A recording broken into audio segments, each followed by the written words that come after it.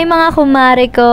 For today's video, pupunta po kami sa Festival Mall Alabang. Kasama ko nga po pala ang aking buong pamilya at ang mga pinsan ko po. Let's go! Ito mo mangga eh. Mukha siya mangga na yung shape ng mukha niya. Nakikita kayo dito. Nakikita dito kayo. Bakit kayo nakikita? Murang sinad sa...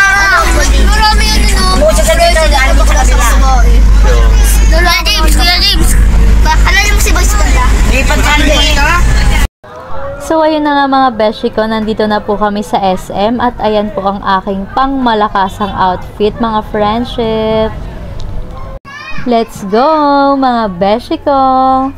Dito po kami unang mag-VR. Ayan mga beshi ko, sobrang ganda po dito sa loob ng Kong VR Manila Theme Park kasi sobrang dami po ditong iba't ibang VR na maaari ka pong makapili. Oh, sa ganda mo na to!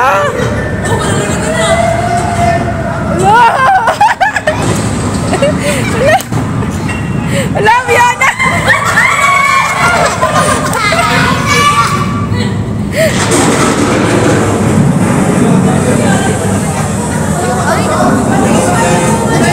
Wala na, ubos na ticket. Uy!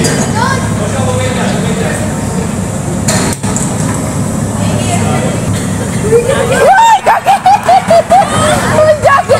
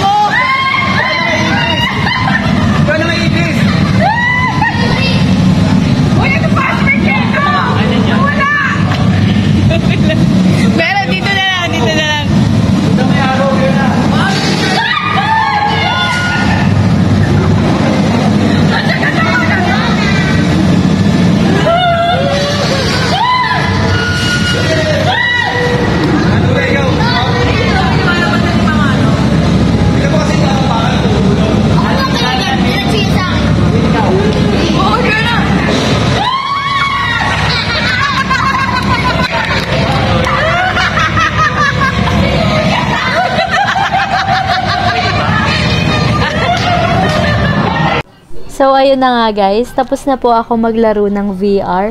Kaya ayan, binidyohan ko po yung paligid. At ayan mga beshi ko, binantayan ko na rin yung mga pinsan ko na mag-VR dito. Pagkatapos nga po namin maglaro ng VR, ay dumiretso naman po kami dito sa may token na may mga rides rin po. Hindi ko kasi nakita guys, or hindi ko lang siguro maalala kung anong pangalan ng part na to, na pinaglaruan namin. Pero hindi to hindi siya time zone. Pero parang time zone rin siya, na may mga rides lang sa taas, ganon.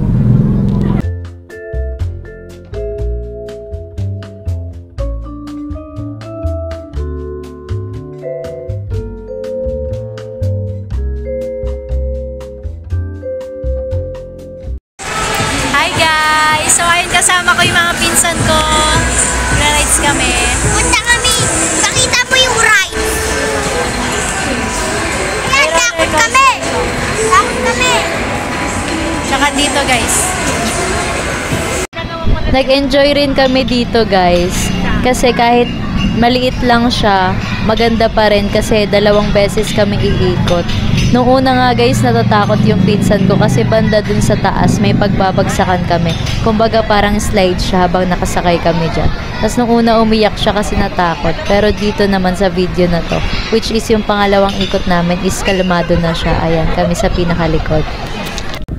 Sobrang ganda po ng time zone dito mga kumare ko kasi maliban sa sobrang daming claw machine na pwede mong paglaruan, meron na rin pong malaking roller coaster, may extreme roller coaster na rin po sa taas na yan.